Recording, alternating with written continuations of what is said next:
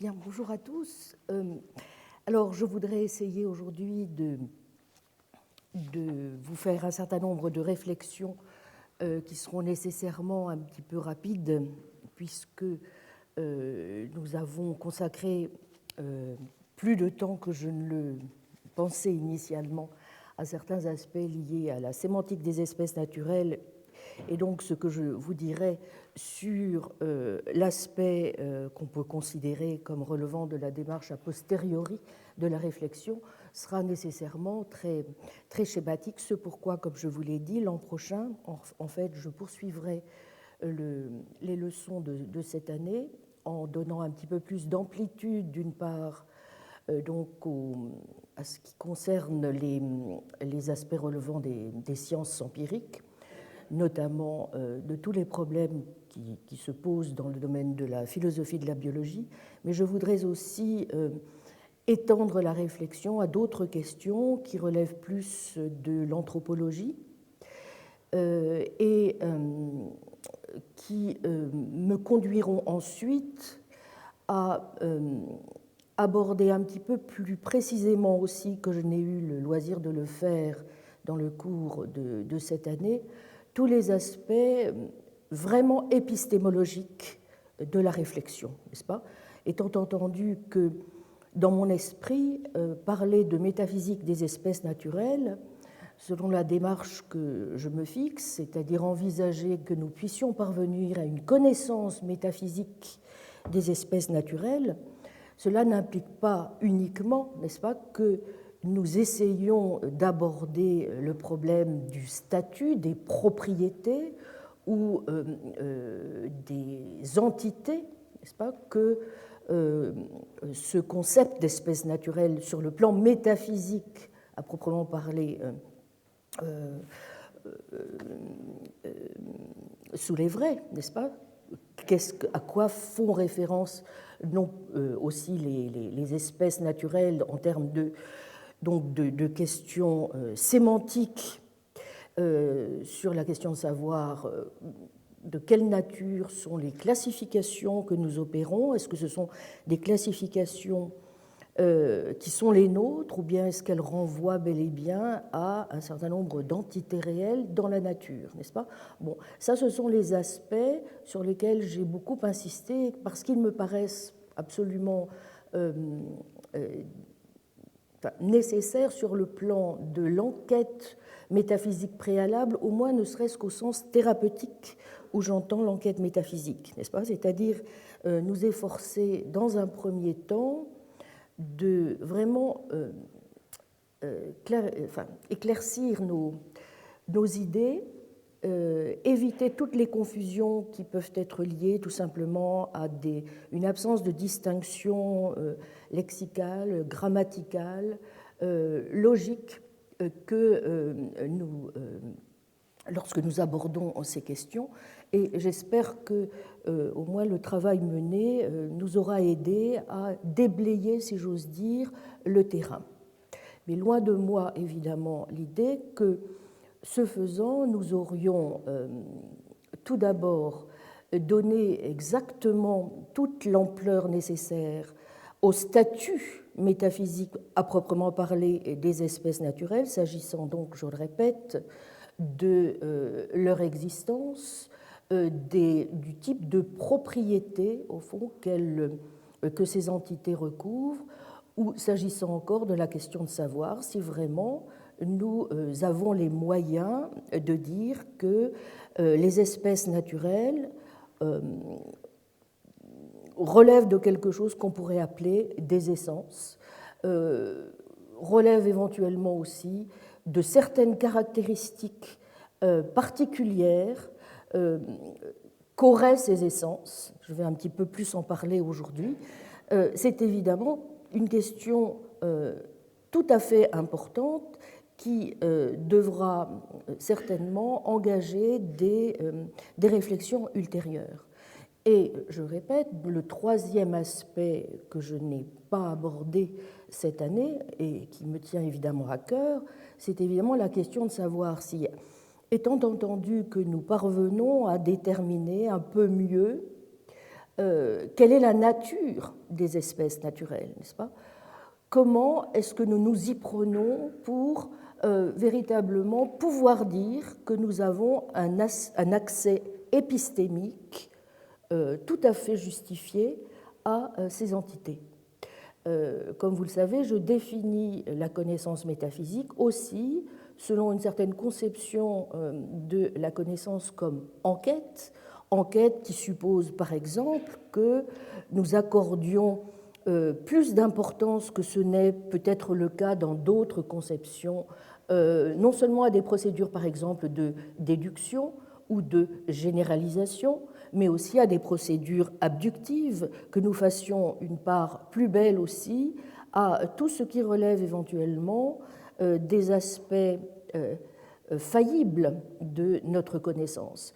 Toutes ces questions, je crois, sont extrêmement importantes et doivent être posées. Donc vous voyez, sur un plan strictement, je dirais, épistémologique, et c'est la raison pour laquelle il me semble que nous ne pouvons vraiment faire le tour de la question difficile que j'ai voulu poser cette année qu'une fois ces trois axes de la démarche approfondis.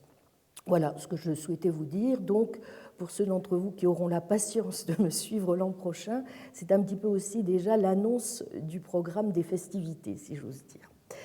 Voilà. Alors, je voudrais donc maintenant reprendre dans le temps qui nous reste, qui est, comme vous le savez, donc malheureusement limité, en tout cas malheureusement pour moi, parce que j'aurais volontiers continuer, ce que j'avais commencé à vous dire la dernière fois sur un certain nombre d'enseignements que nous livre déjà la réflexion lorsque nous essayons de prendre quelques repères du côté de la chimie. Et cela fait, je soulèverai, mais donc vous voyez, j'introduirai vraiment aujourd'hui quelques questions qui me paraissent être vraiment très très importantes, qui doivent être et qui devront être approfondies s'agissant de ce que la philosophie de la biologie, n'est-ce pas, peut nous dire, n'est-ce pas, sur le plan tout simplement de la réflexion, d'une réflexion bien conduite sur l'aspect touchant à la métaphysique des espèces naturelles. Donc, reprenons les choses, si vous le voulez bien, depuis Lavoisier que nous avons laissé la dernière fois à sa conception des éléments.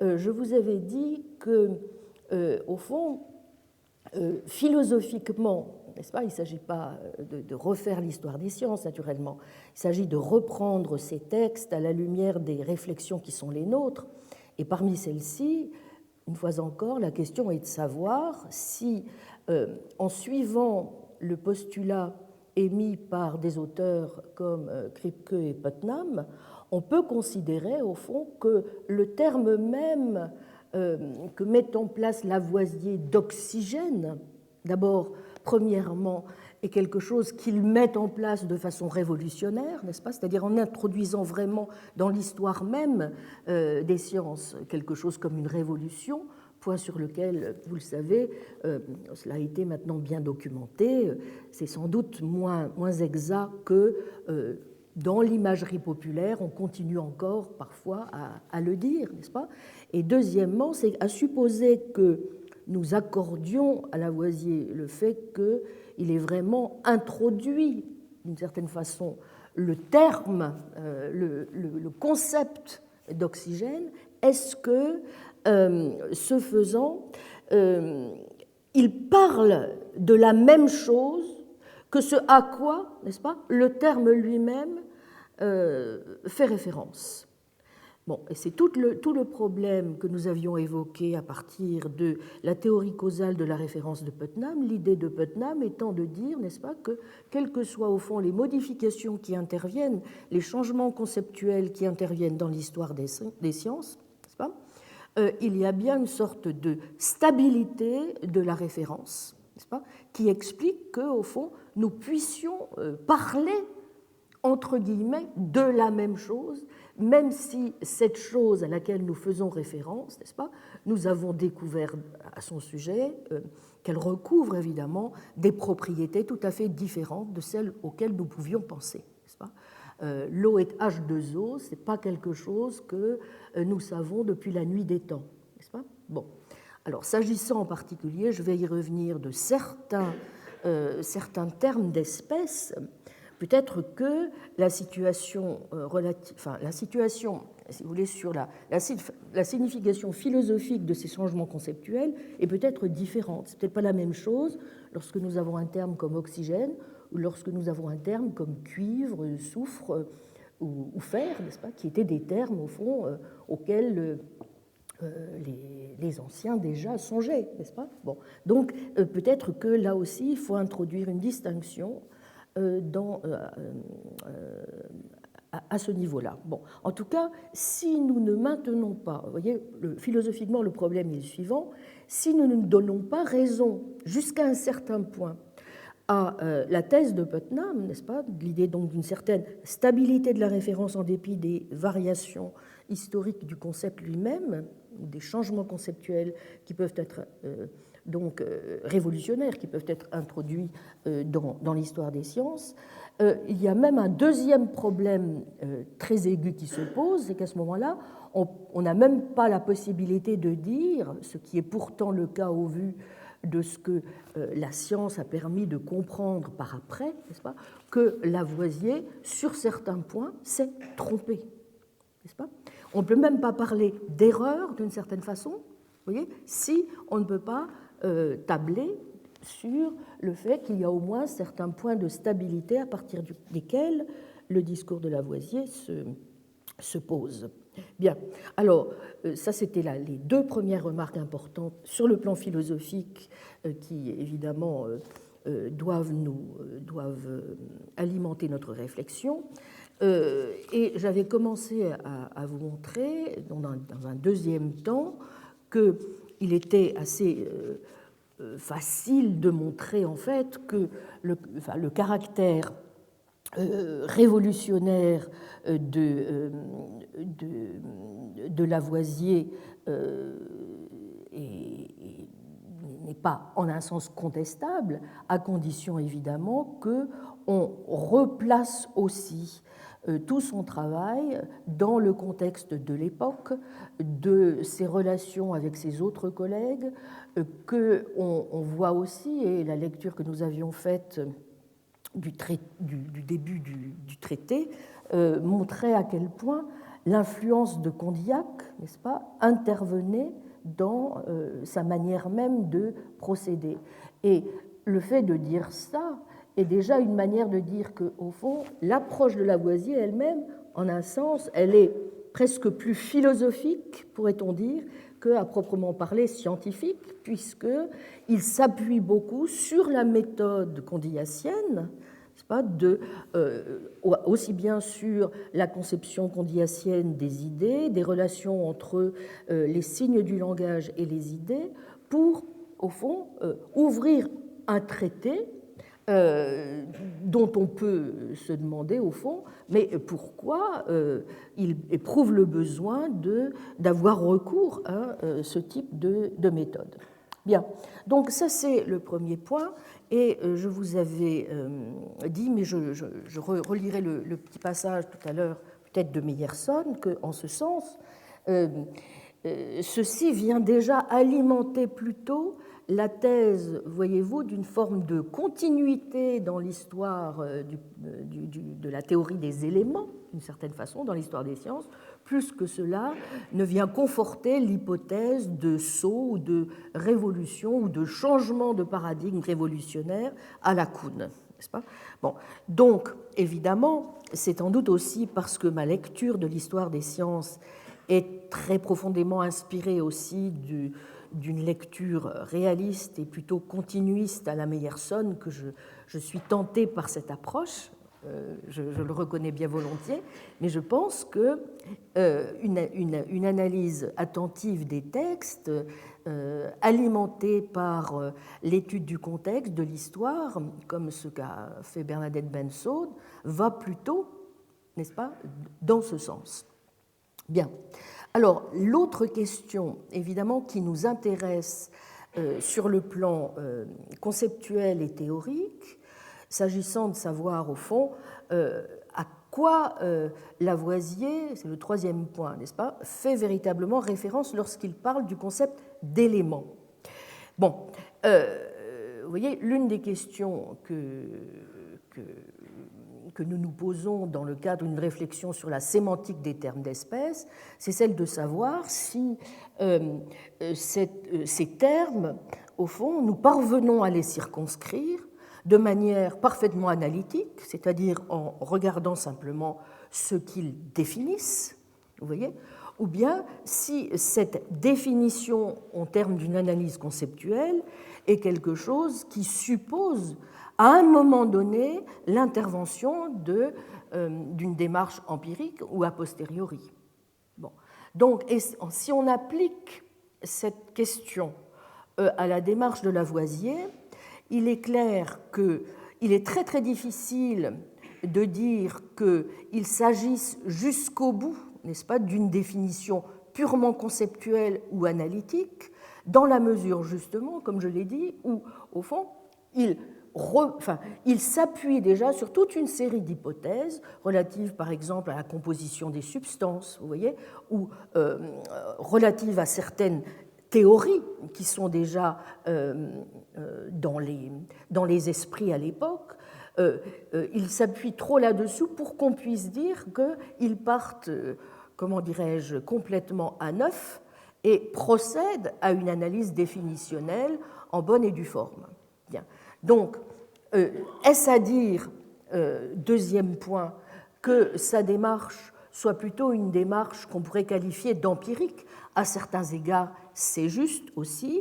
Il suffit de relire le texte pour voir à quel point, en effet, il se livre à un certain nombre d'expériences, pour voir aussi comment il se trompe dans la définition d'un certain nombre de concepts, les erreurs qu'il commet sur les acides, et combien aussi sa démarche s'appuie, vous voyez, essentiellement sur, au fond, des phénomènes qualitatifs comme la combustion, la calcination, enfin, vous voyez, des procédures, au fond, qui, en effet, supposent en permanence qu'il fasse appel à des expérimentations ou à quelque chose qui relève bien de ce qu'on pourrait appeler une démarche a posteriori. Donc, qu'est-ce que cela veut dire ? Ce que cela veut dire, c'est qu'on ne peut pas, en toute rigueur, lui reprocher, en un sens, de faire une analyse qui serait purement a priori, de même qu'on ne peut pas lui reprocher de faire une analyse qui serait purement a posteriori, et en ce sens, au fond, on pourrait considérer que la manière même dont il réfléchit, sur le plan théorique, n'est pas en porte-à-faux relativement à ce que nous avons essayé de mettre au clair sur ce que pourrait être, au fond, une avancée, n'est-ce pas, de ce en quoi consiste, par exemple, la découverte de nécessité a posteriori. Bon, puisqu'on pourrait considérer que, bon an, mal an, dans les progrès qui interviennent dans la définition qu'apporte Lavoisier au concept d'éléments, dans la manière dont il réfléchit à l'oxygène, à l'hydrogène, au nitrogène, à la manière même dont il travaille, eh bien c'est vrai qu'il réussit au fond à mêler ce qui pourrait être considéré comme l'approche, au fond, souhaitable, n'est-ce pas, sans que pour cela ils perdent, d'une certaine manière, dans la rigueur scientifique ou dans la façon même dont on pourrait, à partir de là, inférer un certain nombre de choses. Et sur le plan sur le plan épistémologique, s'agissant au fond de la nécessité des énoncés qu'il formerait, vous voyez, bon. Et sur le plan métaphysique, sur aussi la réalité des entités qu'il mettrait au jour. Le problème, évidemment, vous vous en doutez, c'est que, Premièrement, comme je l'ai dit, Lavoisier est déjà coupable d'un certain nombre de silences, dans la mesure où, dans sa démarche, il y a un certain nombre de choses qui semblent présupposées ou qui semblent admettre de façon tacite, mais qui ne sont pas posées. Il reste aussi silencieux sur des points qui devraient être importants à ce stade de l'analyse, si l'analyse devait être jugée révolutionnaire, c'est-à-dire quelle est sa position, par exemple, relativement à la théorie des affinités, sur laquelle les chimistes à l'époque continuent tout de même d'avoir un certain nombre de réflexions très importantes, n'est-ce pas? Or, là encore, il dit « je ne vais pas en parler ». N'est-ce pas? Bon, de même, je ne sais pas si je pourrais parvenir à donner quelque chose qui relève de la constitution ultime des choses, n'est-ce pas? Bon, en un sens, on n'a pas tellement progressé par rapport à ce que nous disait Locke, vous vous en souvenez? Bon, et donc on pourrait considérer que cela va plutôt dans un sens relativement timide quant au type d'inférence métaphysique qu'on serait en droit, au fond, d'attendre à partir de là. Vous voyez? Bon, ça c'est évidemment une première difficulté. La deuxième difficulté, c'est que, évidemment, un autre problème évidemment majeur, c'est que malheureusement Lavoisier ne s'est pas tant trompé qu'il a été en un sens démenti ensuite par l'histoire des sciences, même s'il n'a pas été le seul à être démenti, n'est-ce pas, puisque aussi bien Dalton que Mendeleïev, en un sens, ont continué aussi à commettre un certain nombre d'erreurs sur ce en quoi consiste la composition chimique, sur ce que c'est qu'un élément. Je ne vais pas rentrer dans tous les détails de l'histoire du concept d'élément, je vous renvoie à l'histoire précise, mais c'est vrai que c'est seulement à partir du moment où on a pu faire un saut dans l'analyse isotopique, n'est-ce pas, qu'on a pu évidemment se rendre compte que ce qui était véritablement définitionnel du concept, du terme d'élément, n'est-ce pas, c'était la charge nucléaire et non pas du tout le poids. Bon. Or, à partir du moment où c'est ce concept qui détermine ce que c'est que l'identité d'un élément chimique, évidemment, on change, vous comprenez, de registre et on ne peut plus considérer que Lavoisier a eu raison jusqu'au bout. Bon. Alors, cela posé, donc aussi bien relativement à ce qui se passait avant lui, n'est-ce pas? C'est-à-dire, si vous reprenez la conception aristotélicienne, ou si vous reprenez aussi ce qui était dans les esprits au XVIIe, puis jusqu'à la moitié du XVIIIe siècle, il est entendu que les analyses, on ne peut pas juger de la valeur théorique, s'agissant en tout cas de l'aspect a priori de la démarche de Lavoisier, de façon qui remettrait totalement en cause l'aspect non révolutionnaire de ce qu'il apporte.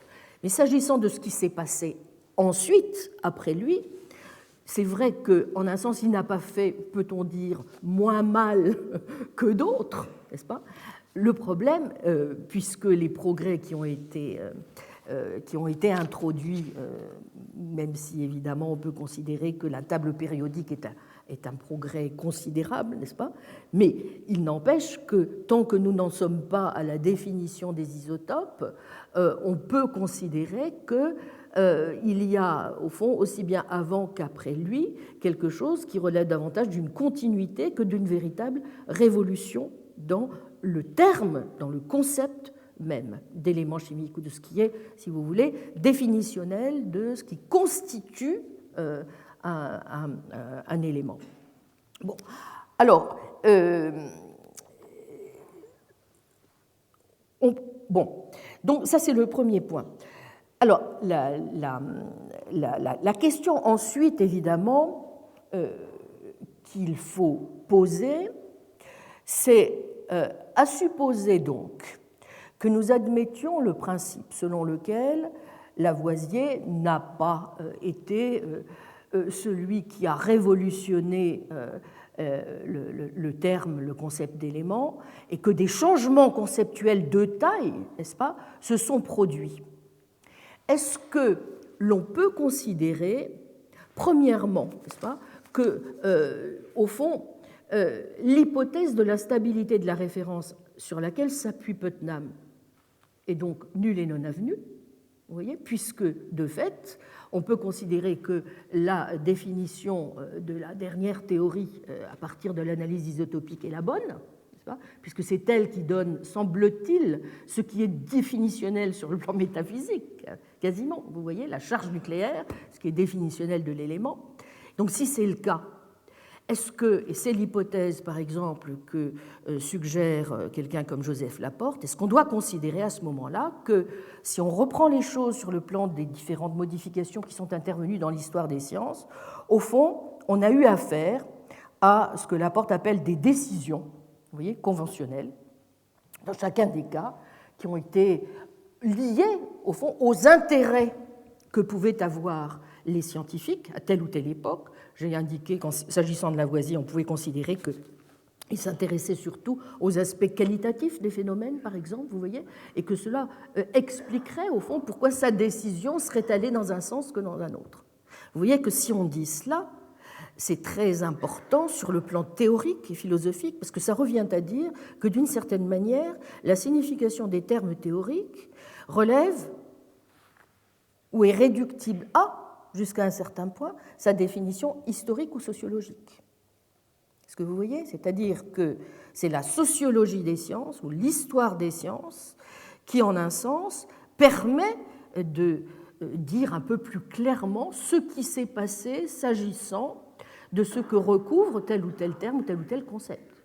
Mais en dehors de ça, les termes ou les concepts ne renvoient pas à quelque chose qui serait stable. Est-ce que vous voyez? Donc ce n'est pas seulement la théorie putnamienne qui est en défaut, à la limite on s'en fiche, n'est-ce pas? Ce qui est en cause, c'est plus profondément la question même de savoir si, lorsque nous utilisons tel ou tel concept, tel ou tel terme au travers de l'histoire, en fonction des différents changements conceptuels, nous continuons à parler de la même chose. Autrement dit, est-ce que c'est Meyerson ou est-ce que c'est Kuhn qui a raison, si je simplifie? Vous voyez? Ça, c'est un point évidemment très très important. Alors, on pourrait être tenté de dire, oui, Laporte a raison, puisque, en un sens, c'est vrai que on ne peut que considérer qu'il y a des changements cruciaux dans les concepts qui interviennent. Néanmoins, c'est la suggestion que fait justement le philosophe de la chimie Hendry.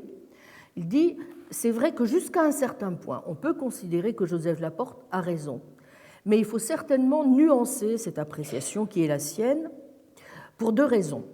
La première raison, c'est que, et c'est ce que je vous disais rapidement tout à l'heure, peut-être ne peut-on pas appliquer exactement les mêmes types de critères s'agissant de certains concepts d'espèces naturelles, précisément hydrogène, oxygène, nitrogène, n'est-ce pas, donc, qui interviennent bien à une certaine époque et pas avant, et appliquer exactement le même type de choses à d'autres termes, au fond, qui renvoyaient depuis la nuit des temps à l'or, le cuivre, etc., même si ensuite, n'est-ce pas, on a, relativement à ces concepts, découvert que leur composition chimique, leur constitution était différente de celle à laquelle on pensait.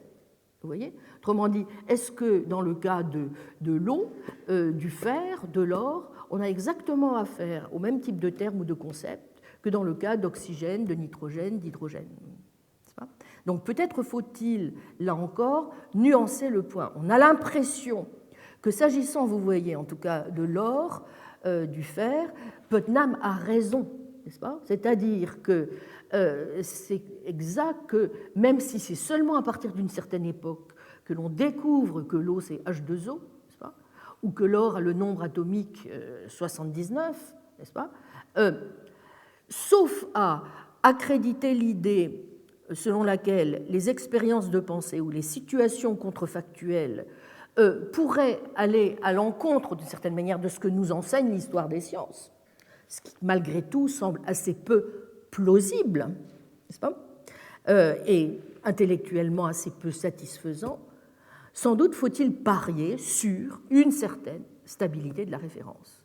Ou là encore, si nous ne le faisons pas, alors nous n'accordons pas véritablement non plus suffisamment d'importance, mais c'est bien en effet en ce sens que vont certains instrumentalistes, à ce que peut signifier une erreur, et par là même à ce que peut signifier aussi quelque chose comme la vérité scientifique.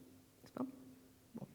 Donc on peut considérer qu'en effet, en science, il n'y a ni vrai ni faux, bon, mais qu'il y a seulement des instruments plus ou moins commodes qu'à telle ou telle époque de l'histoire nous appliquons. Et puis si on adopte une position davantage inspirée par une forme de réalisme scientifique, eh bien oui, nous accordons un certain crédit au concept d'erreur, au concept de fausseté, et donc aussi au concept de vérité. Et dans ces conditions, eh bien, en effet, il y a des chances pour que nous soyons tentés de dire, mais je ne prétends pas aujourd'hui avoir donné tous les arguments en ce sens, je les ai donnés l'année dernière en partie et je continuerai à les développer. Je pense que dans cette affaire, c'est plutôt la position du réaliste scientifique qui est philosophiquement satisfaisante, n'est-ce pas ? Bon. Donc, nuançons donc le premier point. S'agissant ensuite donc, de la question de savoir donc, si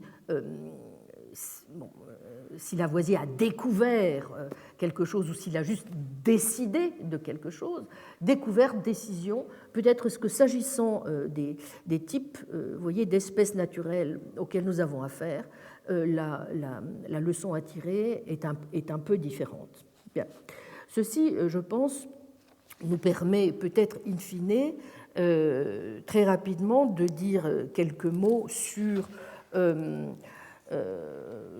d'évaluer, si on peut dire, la pertinence, je crois, de la thèse putnamienne et donc de la thèse aussi d'une certaine continuité.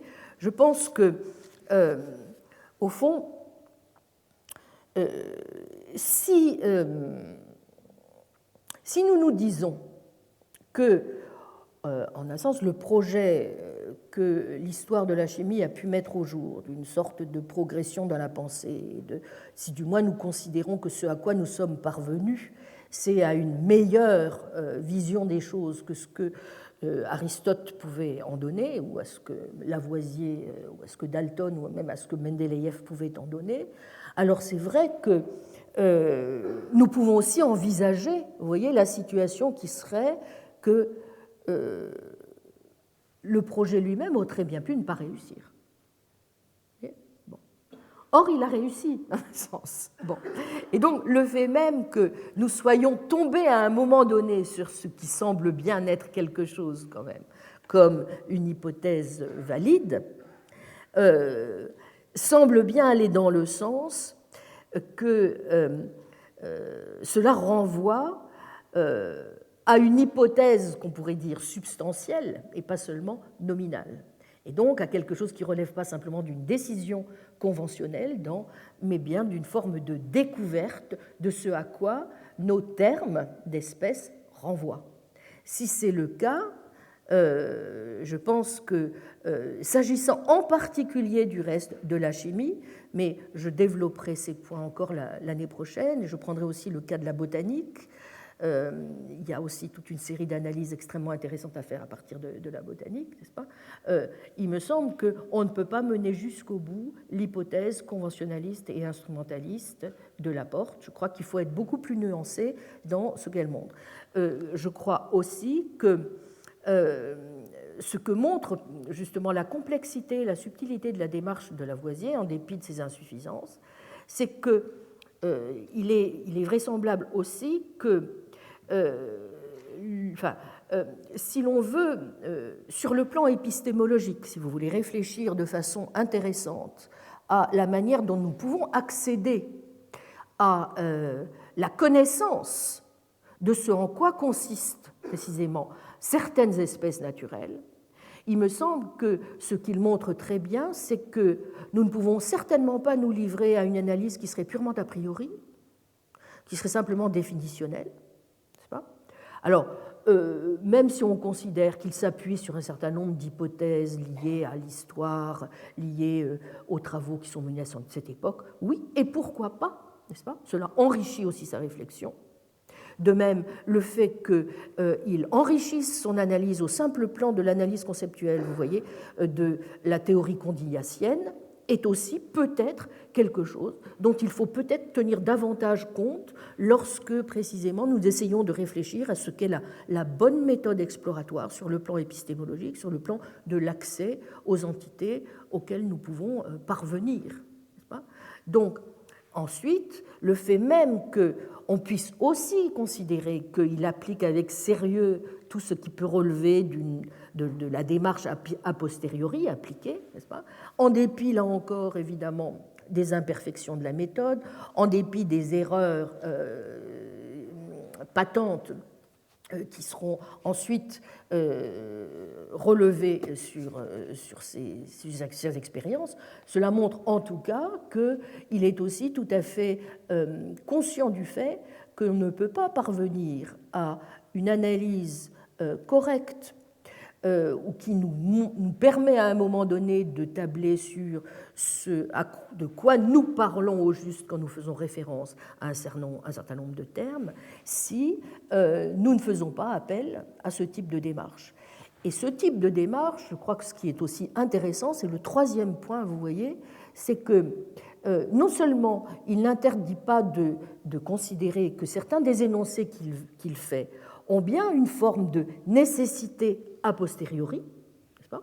Puisque certains points sur lesquels il parvient, n'est-ce pas, semblent bien de fait renvoyer à quelque chose de juste, n'est-ce pas, qui n'aurait pas pu être autrement qu'il n'est, ce pourquoi c'est nécessaire, n'est-ce pas, même si c'est découvert a posteriori. Donc c'est le premier point.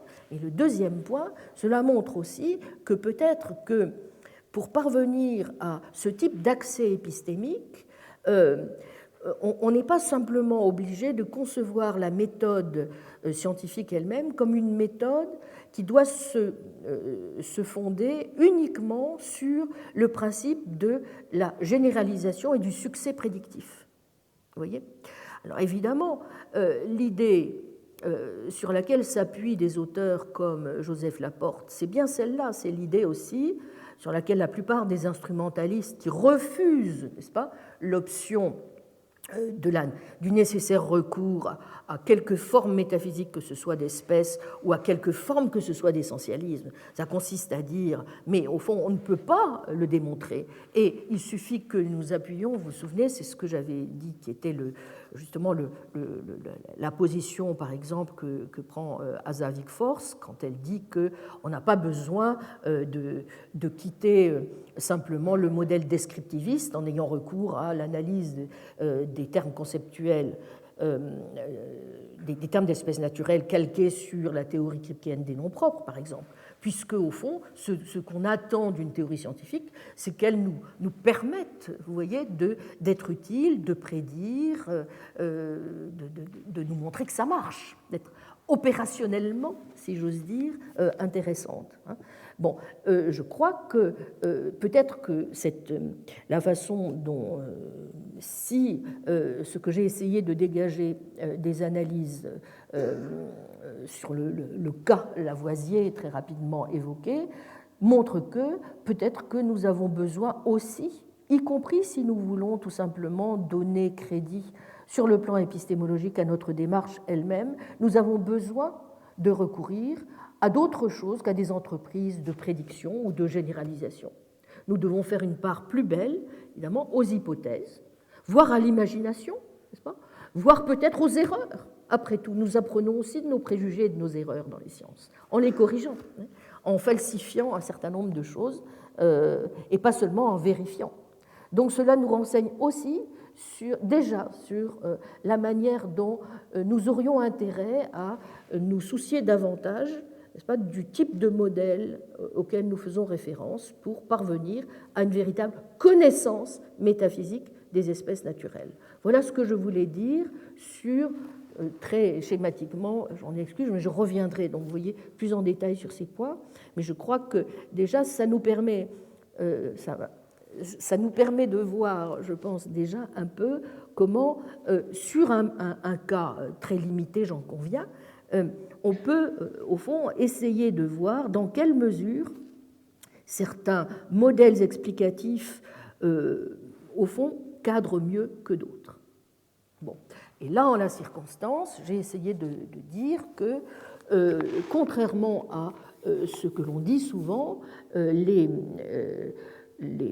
hypothèses kripkéennes, enfin, en l'occurrence ici, je me suis surtout appuyé sur l'hypothèse putnamienne, sont beaucoup plus utilisables, si vous voulez, que cela n'a été dit, et que si ils ont raison, cela aussi nous oriente davantage vers l'idée d'un bien fondé, d'une conception réaliste des espèces naturelles.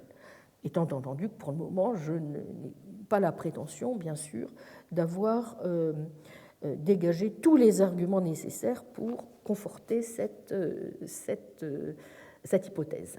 Bien. Alors, me direz-vous, bon, pour la chimie, peut-être que ça ne marche pas trop mal.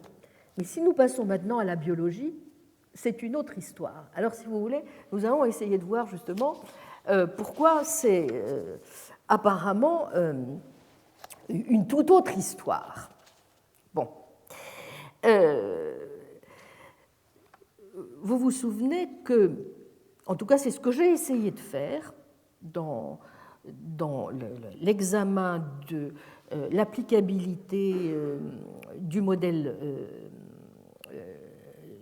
donc réaliste à la chimie. Je me suis surtout concentrée, vous aurez remarqué, sur l'un des aspects de la conception qui est celui de la question de la stabilité référentielle. Vous aurez noté que j'ai soigneusement évité d'encombrer la réflexion de l'autre présupposé qui, en revanche, semble indissociable de la démarche qui est celle de Saul Kripke, à savoir du postulat de l'essentialisme. J'ai voulu montrer que, vous voyez, on pouvait éventuellement, comme certains le suggèrent, aller dans le sens d'une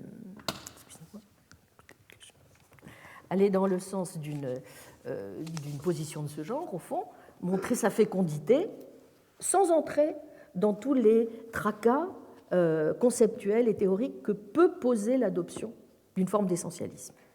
Bon. Mais supposons maintenant que nous considérions que pour parvenir véritablement à une connaissance métaphysique des espèces naturelles, il ne soit pas suffisant de parvenir à quelque chose qui serait éventuellement la démonstration de la stabilité de la référence de nos termes d'espèces, ni davantage de montrer la validité d'une conception comme celle de la nécessité a posteriori de nos énoncés. Supposons que cela, éventuellement, puisse être donc parlant ou utile s'agissant des problèmes sémantiques, des problèmes épistémologiques, voire de certains problèmes scientifiques que peuvent poser, n'est-ce pas, les espèces naturelles. Est-ce que, ce faisant, nous aurons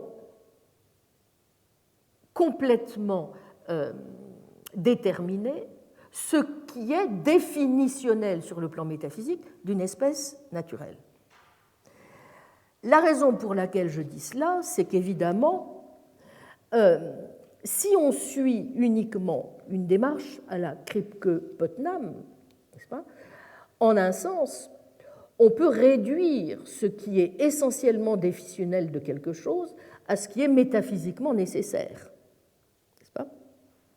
Le problème, et nous l'avons amplement examiné, aussi bien lorsque nous avons parlé du cas de Duns Scott que lorsque nous avons évoqué la discussion qui se fait entre Locke et Leibniz, c'est que vous imaginez bien que pour aucun de ces auteurs ne pourrait être entendu comme véritablement définitionnel de ce qu'est l'essence réelle de quelque chose, n'est-ce pas ?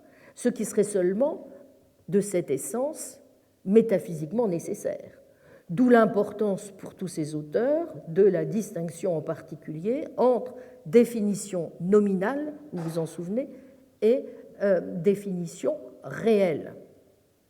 Et j'avais fait remarquer que si, comme le disent aujourd'hui un certain nombre de philosophes, notamment Kit Fine, nous considérons en effet qu'il est problématique de rabattre toute définition de ce qu'est quelque chose sur ce qui est simplement métaphysiquement nécessaire s'agissant de cette chose, n'est-ce pas?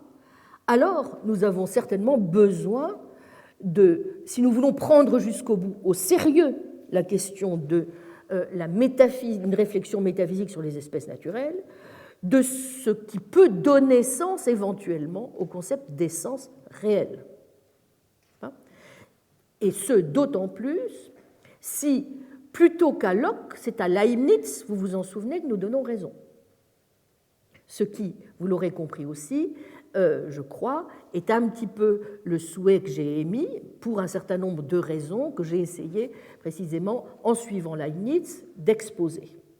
Autrement dit, si nous voulons aller jusqu'au bout dans l'engagement réaliste s'agissant des espèces naturelles, il faut bien qu'à un moment ou à un autre, nous essayions de tirer au clair la question de l'essentialisme et celle de savoir jusqu'où on peut ou on ne peut pas défendre dans les sciences une forme d'essentialisme. Alors, pourquoi est-ce que je pose surtout aujourd'hui cette question? C'est parce que dans le cas de la biologie, comme vous le savez, le consensus, n'est-ce pas, le plus souvent, c'est l'anti-essentialisme. Bien. Pourquoi?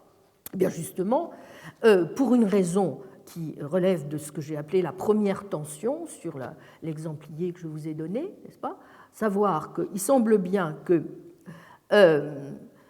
pour un philosophe de la biologie et pour un biologiste tout court, l'essentialisme relatif aux espèces est parfaitement incompatible avec la théorie moderne de l'évolution. Bien. Donc, on pourrait dire qu'en un sens, Kripke et Putnam sont complètement fous, puisque eux, ils considèrent, vous vous en souvenez, nous avons lu les textes, que, mais non, ça ne pose pas du tout de problème, ils pensent que leurs thèses essentialistes sont parfaitement applicables, y compris, n'est-ce pas, au type d'entité que sont les espèces biologiques. Donc, les natural kind, que je traduirai à présent par type d'entité pour distinguer de l'espèce biologique, n'est-ce pas, sorte d'entité, vous vous souvenez du concept lockéen de sorte, sorte d'entité ou type d'entité, recouvre aussi bien les espèces au sens biologique du terme. Évidemment,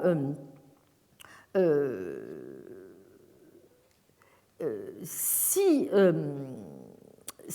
c'est le cas, il y a une tension qui semble assez difficilement soluble entre ce que disent les philosophes de la biologie et les biologistes d'un côté, puis ce que disent des philosophes comme Kripke et Putnam. Vous voyez. Donc, même si on veut essayer de donner raison à tout le monde, il va bien falloir à un moment donné prendre position là-dessus. Alors, l'une des questions qu'on peut se poser, et justement, je crois que en tout cas c'est dans cette ligne que je me situe moi-même, et je crois qu'elle est aussi développée aujourd'hui par quelques philosophes des sciences, quelques philosophes de la biologie. Je pense notamment à Samir Okasha, n'est-ce pas, qui aussi développe cette position. Toute la question, si vous voulez, qui se pose est de savoir comment vous définissez l'essentialisme et sur quoi, au juste, vous faites reposer le plus souvent, lorsque vous parlez de cela en biologie ou en philosophie de la biologie, votre anti-essentialisme. Et donc c'est ça, si vous voulez, qu'il faut commencer à tirer au clair. Essentiellement, excusez-moi, de façon générale, justement, l'idée, comment dirais-je, anti-essentialiste repose sur le fait que les espèces auraient des propriétés essentielles intrinsèques. Vous voyez ? Bon, Samir Okasha dit ça très bien, c'est ça vraiment qui est le postulat de base. Vous voyez, c'est vraiment cette idée que les essences, au fond, renfermeraient des propriétés essentielles, mais sur le plan de leurs propriétés intrinsèques. Et donc, toute, je dirais l'astuce, mais ce n'est pas à mon avis une astuce, ça correspond à la réalité des choses. J'en suis, pour ma part, j'ai essayé de développer cela dans ma conception du réalisme des dispositions. Je crois que justement, ce qui est définitionnel d'une chose, ce ne sont pas du tout des propriétés intrinsèques, mais des propriétés relationnelles.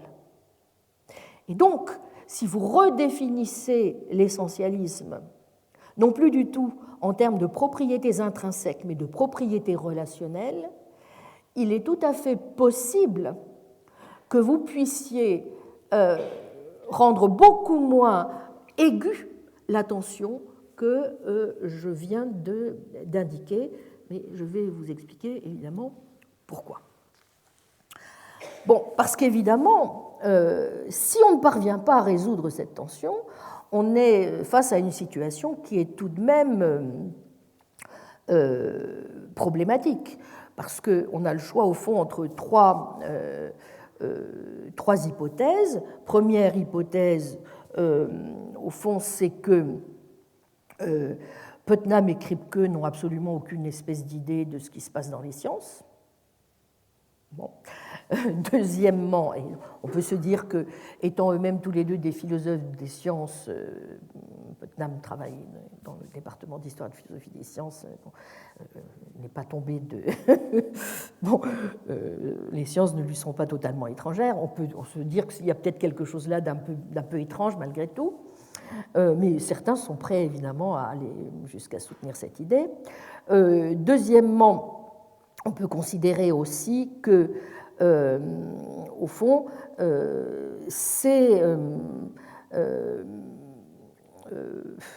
l'opinion biologique reçue qui n'est pas la bonne, c'est-à-dire vive le créationnisme, autrement dit. Là aussi, c'est quand même pas très satisfaisant, reconnaissons-le. Bon. Et la troisième hypothèse, ça consiste à dire que peut-être justement on commet plusieurs erreurs lorsque, d'une part, on lit un certain nombre des analyses que proposent Kripke et Putnam, et lorsqu'aussi, comme je le suggère, donc, on définit l'essentialisme uniquement dans les termes où le plus souvent on les définit. Donc essayons de voir peut-être comment on pourrait rendre les choses un petit peu plus comment dirais-je, plus intellectuellement satisfaisantes et moins rugueuses, donc en termes d'opposition.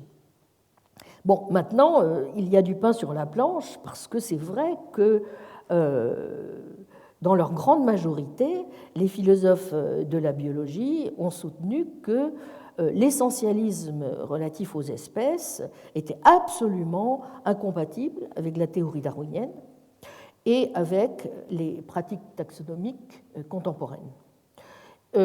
Si vous reprenez par exemple Ernst Mayr, qui est un des premiers à avoir lancé une attaque féroce sur le concept d'espèce essentialiste, ou qu'il appelle typologique, n'est-ce pas, de la biologie pré-darwinienne, et il recommande évidemment de substituer à ce concept typologique un concept d'espèce biologique. Bon. Alors, même si les idées de Ernst Mayr ont été beaucoup critiquées au cours des années, et que les conceptions d'espèces biologiques ont été pléthoriques, n'est-ce pas, dans les années qui ont suivi, il est certain que l'attaque qui est la sienne de l'essentialisme a été presque unanimement acceptée par les biologistes et par les philosophes de la biologie. Si vous prenez par exemple John Dupré écrit en 1999 « On reconnaît de façon générale que la théorie darwinienne de l'évolution a rendu intenable la conception essentialiste classique de l'espèce. » Bon. Elliot Sauber, et Dieu sait c'est un des très grand philosophe contemporain de la biologie, n'est-ce pas, dit aussi ceci en 1994, l'essentialisme à propos de l'espèce est aujourd'hui lettre morte, a dead issue. Enfin, bon, ça est à ranger au magasin donc, des antiquités. Mais en même temps, vous voyez, dans le même temps, c'est quand même aussi à la même époque que surgissent des thèses comme celle de Kripke et Putnam. Donc cela doit aussi tout de même un petit peu poser question. Ce qui aussi évidemment est intéressant, c'est que vous vous souvenez que dans les textes que nous avons évoqués, de Naming a Necessity ou bien les textes de Putnam, dans le réalisme à visage humain, qui reprennent un certain nombre des articles des années 70, mais aussi dans Représentation et réalité, Putnam prend, comme Kripke, font appel à des exemples biologiques pour illustrer leur thèse essentialiste. L'exemple favori de Kripke, c'est celui du tigre, celui de Putnam, c'est celui de citron, n'est-ce pas ? Vous vous souvenez ? Bon, donc il n'y a pas de doute qu'ils sont convaincus qu'on peut faire appel aussi bien à la chimie qu'à la biologie pour étayer leur position. Alors il me semble qu'une manière, je crois évidemment, dont on peut déjà essayer de rendre les choses un peu plus d'assouplir un peu la réflexion, ça consiste évidemment, c'est le deuxième point que j'ai brièvement indiqué sur l'exemplier, c'est qu'il faut naturellement sans doute être très circonspect dans la manière dont nous définissons ce que doit être une essence, c'est-à-dire est-ce que nous considérons que ce qui définit une essence individuellement parlant a le même sens que ce qui peut définir une essence sur le plan du type d'entité que l'essence est censée, n'est-ce pas, désigner.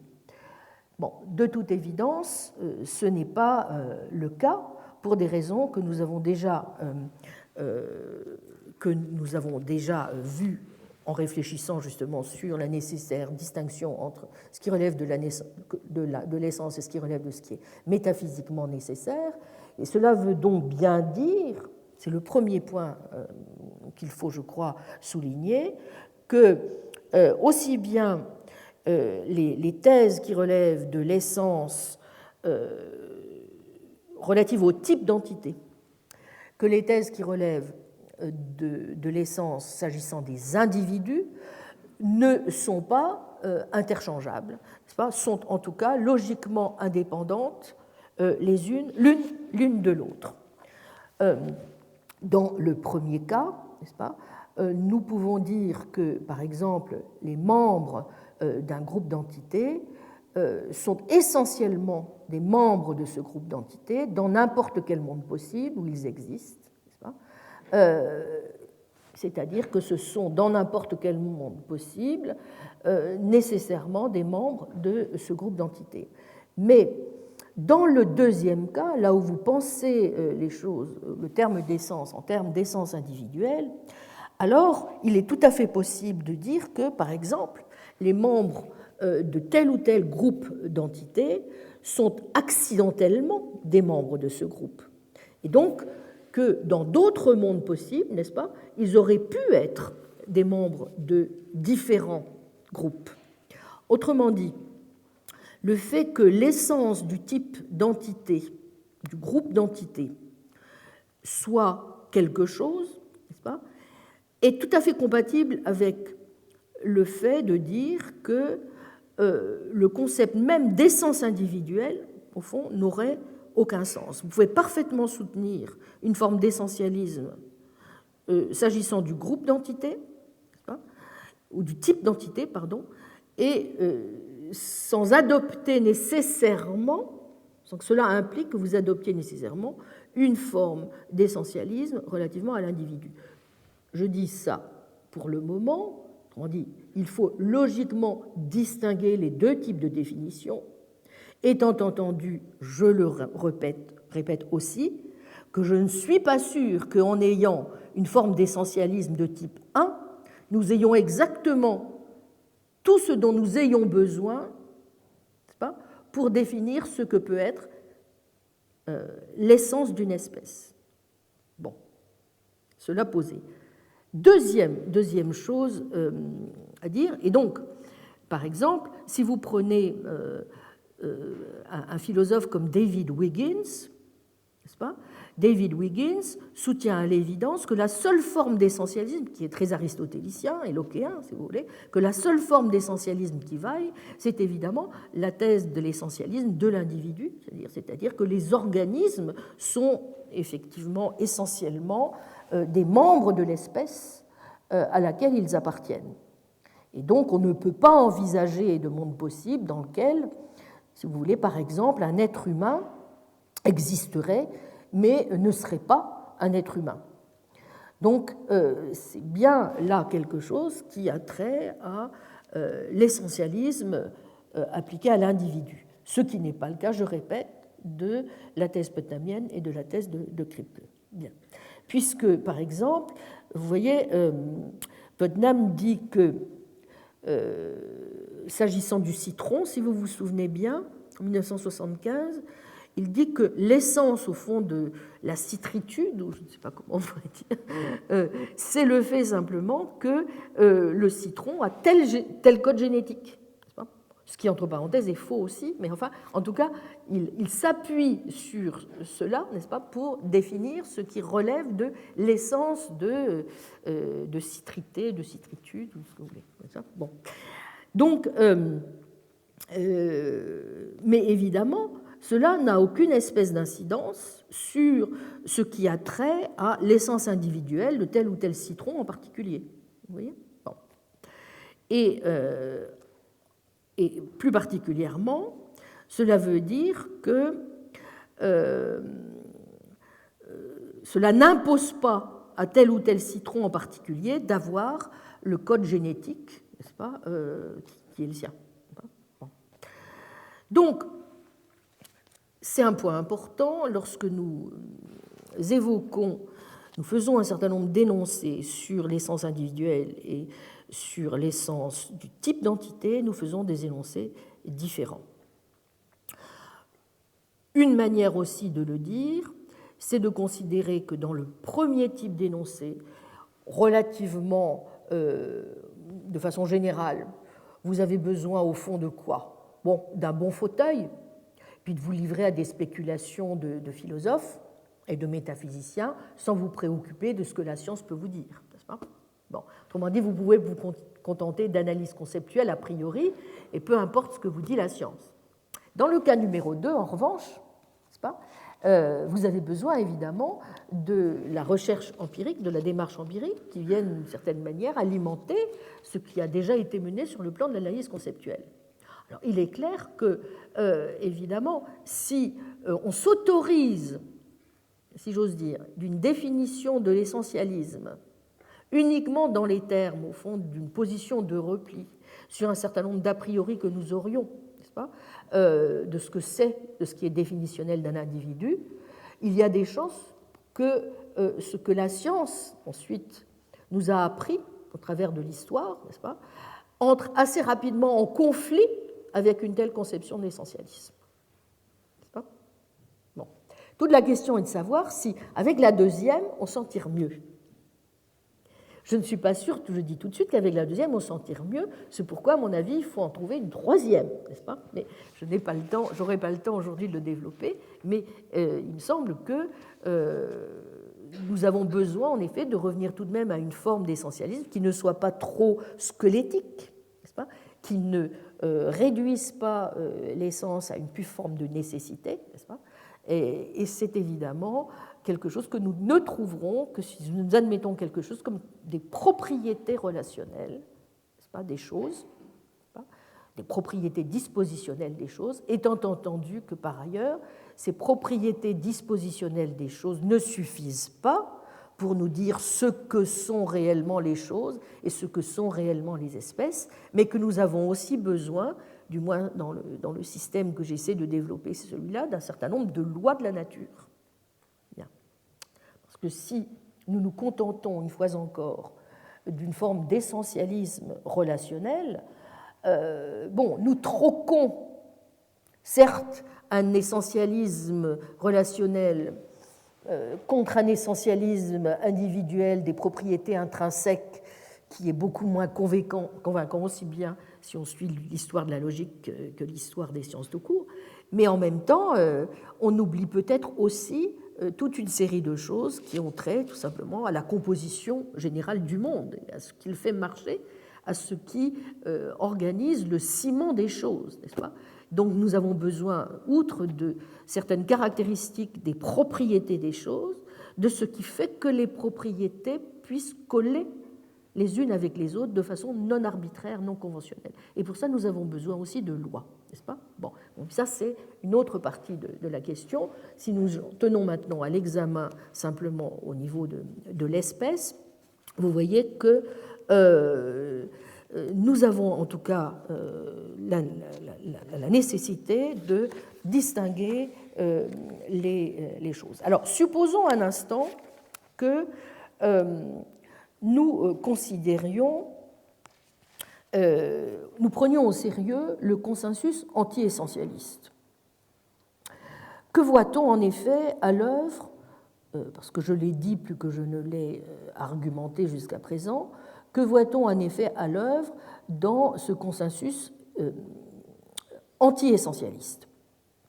Eh bien, comme je vous l'ai dit, si vous prenez le cas de Ernst Mayr, eh bien, le concept d'espèce pré-darwinien, de la biologie pré-darwinienne, c'est l'idée qu'au fond, chaque espèce est constante, ne bouge pas, à travers le temps. Et donc, qu'une espèce, c'est ce qui est constitué d'individus semblables qui ont en commun une essence commune, donc qui est la même et qui est immuable, qui ne change pas.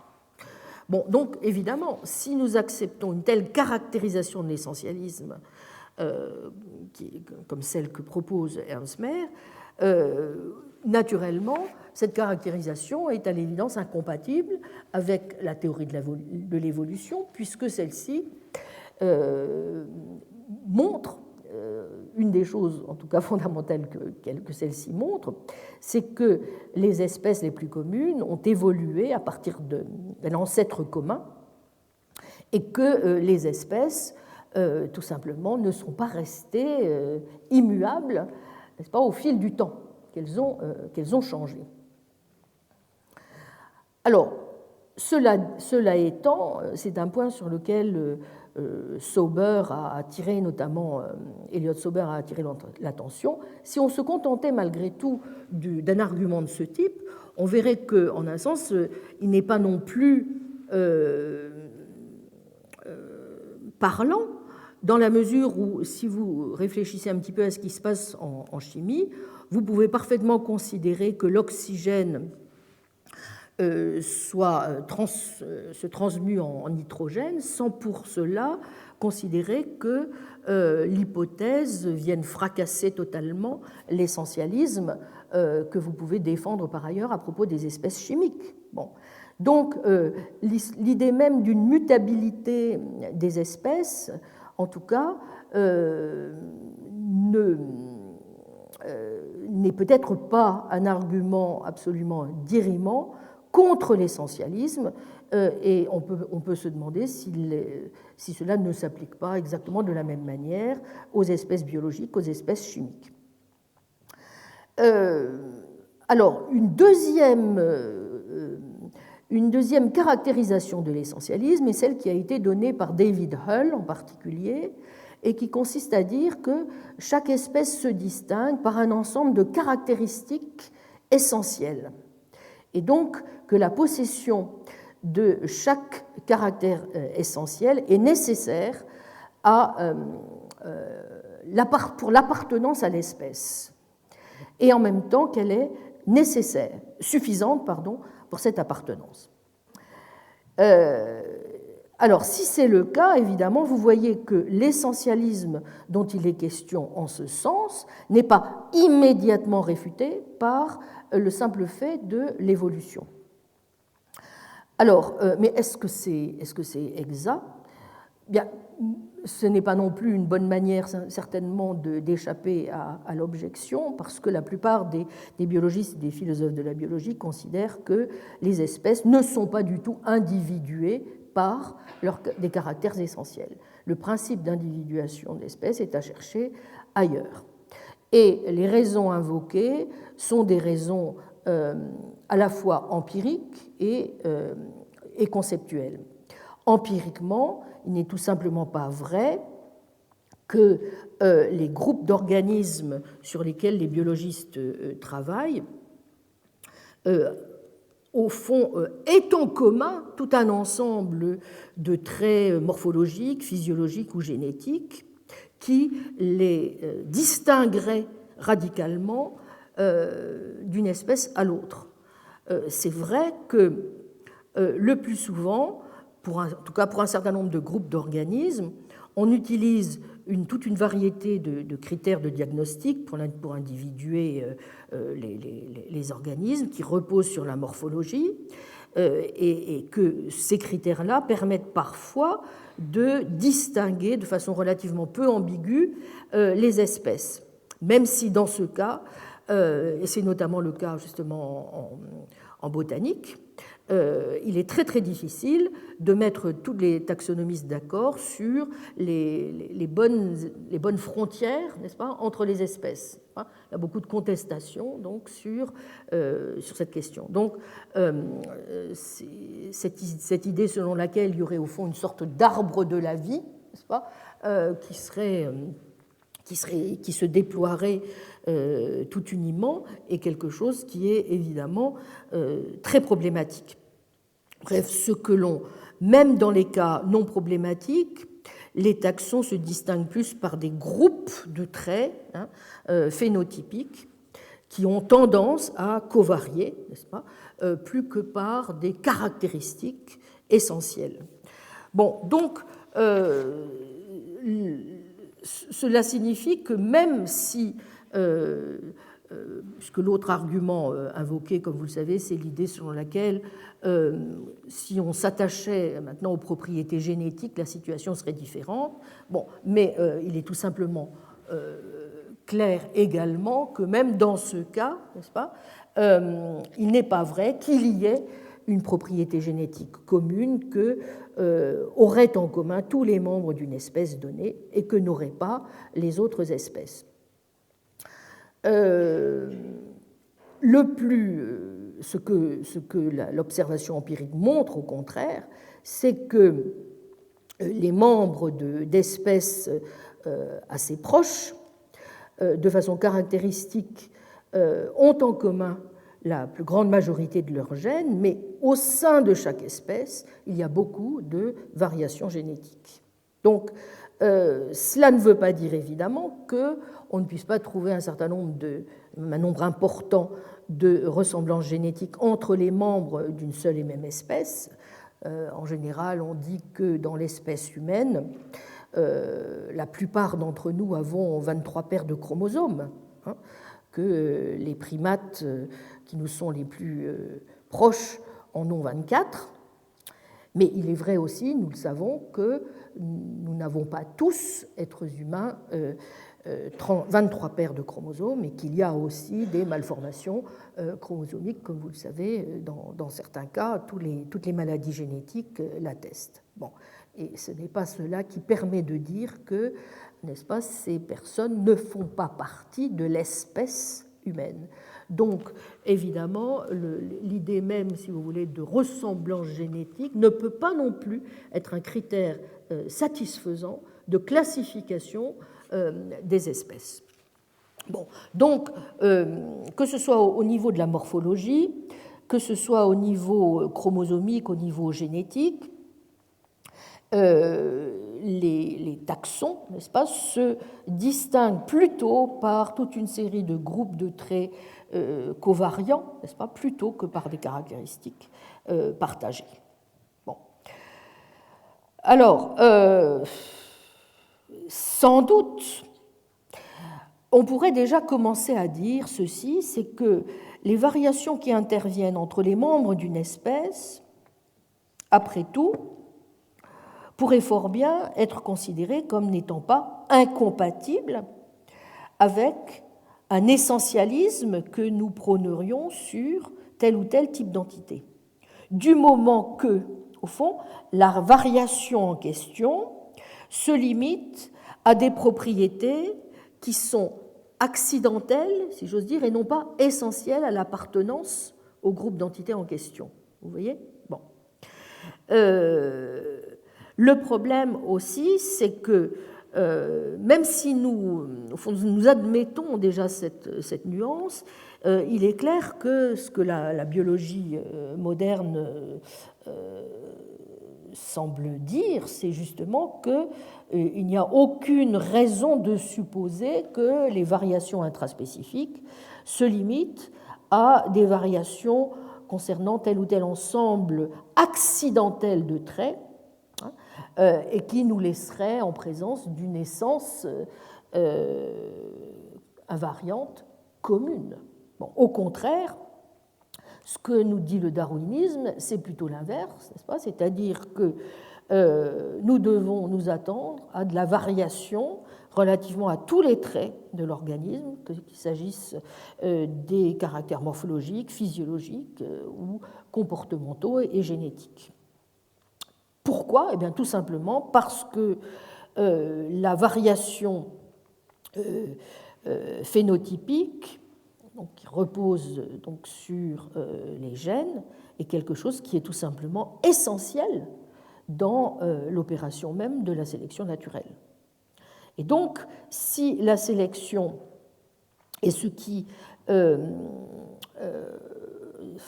explique pourquoi une espèce connaît, évolue au terme d'un certain nombre d'adaptations, et puis évolue de telle manière que nous parvenions finalement à des espèces différentes, comme cela est présupposé par la théorie darwinienne, alors tout simplement on est bien obligé d'admettre qu'il doit y avoir au sein même de l'espèce de la variation pour que la sélection naturelle fonctionne. Et donc, il n'est pas possible, vous comprenez bien, d'utiliser cette espèce d'argument un peu en retrait pour réintroduire une forme d'essentialisme un peu plus, comment dirais-je, adaptable, si j'ose dire, à la biologie. Bon, donc ça, c'est en tout cas les bons arguments empiriques que nous pouvons avoir de pencher plutôt, évidemment, en faveur d'une forme d'anti-essentialisme. Mais conceptuellement aussi, disais-je, on peut avoir plutôt des raisons de penser que l'anti-essentialisme est la bonne solution, parce que même à supposer, n'est-ce pas, que nous disions qu'il y a des espèces dont les membres ont tous en commun, on partage tous un ensemble de caractéristiques phénotypiques, génotypiques, et que justement ces caractéristiques ne seraient pas partagées, vous voyez, par telle ou telle autre espèce, rien ne permet d'en conclure que les caractéristiques en question sont des caractéristiques qui sont essentielles, n'est-ce pas, pour l'appartenance à telle ou telle espèce. Autrement dit, si un membre de l'espèce produisait au fond un descendant qui n'avait pas une de ces caractéristiques, par exemple parce que ce serait produite une mutation, n'est-ce pas, le plus vraisemblable, c'est qu'on continuerait à le classer comme une sorte de conspécifique, n'est-ce pas, comme quelque chose qui est proche, qui est voisin de ses parents, plutôt que comme relevant d'une espèce radicalement différente. Bon. Donc, si c'est le cas, évidemment, nous pouvons considérer que l'anti-essentialisme est plutôt à la fois empiriquement et conceptuellement convaincant.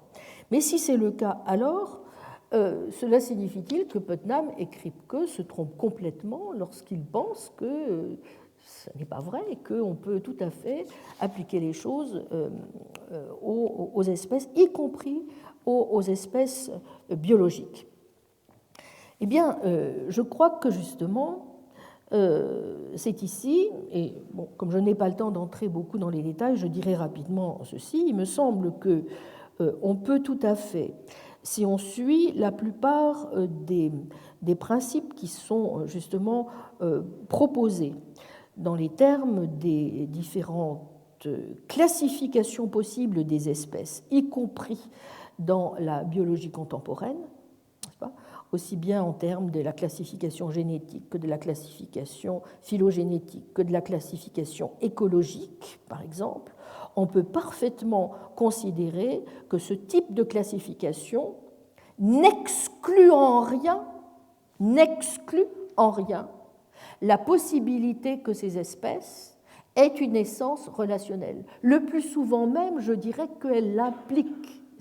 C'est-à-dire que dans la plupart des critères, quels que soient ceux qui sont invoqués, selon, n'est-ce pas, le choix qui est fait par les philosophes de la biologie ou par les biologistes du concept qui serait le plus opératoire, n'est-ce pas, le plus souvent intervient quelque chose comme ce qui relève au fond de l'aspect fonctionnel, n'est-ce pas, de l'entité de sélection, et ce qui relève aussi, non pas de ce qui est une propriété intrinsèque de l'organisme, mais ce qui relève de son rapport, du rapport de l'organisme avec les autres organismes ou avec l'environnement. Et donc, si, y compris, vous voyez, dans le cadre de ce qui est, quelle que soit leur variété, les critères qui sont invoqués dans la biologie contemporaine ne rendent absolument pas impossible la possibilité de défendre une forme d'essentialisme des propriétés relationnelles.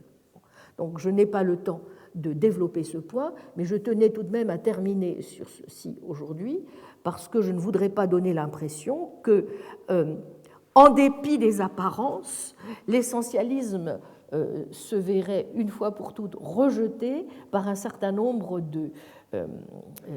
d'interrogations sur lesquelles, évidemment, nous sommes obligés de réfléchir, qui nous viennent de la biologie.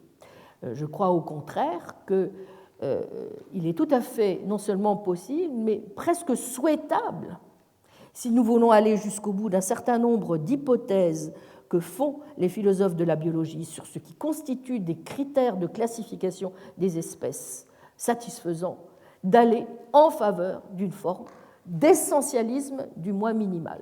Voilà. Mais évidemment, ce ne sera pas un essentialisme du type de celui que, évidemment, vous trouvez le plus souvent associé à certaines caractéristiques de l'essentialisme aristotélicien ou certaines caractéristiques de l'essentialisme lockéen. Bon, et enfin, la deuxième leçon que je voudrais tirer aussi, c'est que si on peut effectivement, y compris en essayant de partir d'un certain nombre de réflexions à la lumière de ce que les sciences nous apportent, ne pas évacuer d'emblée les hypothèses élaborées sur le plan à la fois historique, Leibniz plutôt que Locke, n'est-ce pas,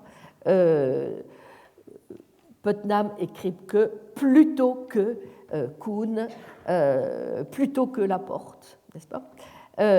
Eh bien, à ce moment-là, je crois qu'on est parfaitement légitimé à aller un peu plus loin dans le sens d'une hypothèse réaliste plus forte s'agissant de la métaphysique des espèces naturelles. Et donc, c'est ce point que je souhaite l'an prochain approfondir d'une part, comme je vous l'ai dit, en retravaillant dans d'autres domaines scientifiques les difficultés, il ne faut pas se cacher, n'est-ce pas, à une hypothèse de ce genre, et d'autre part, en approfondissant aussi le modèle épistémologique dont nous avons besoin si nous voulons vraiment pouvoir parler d'une authentique connaissance métaphysique des espèces naturelles. Je vous remercie.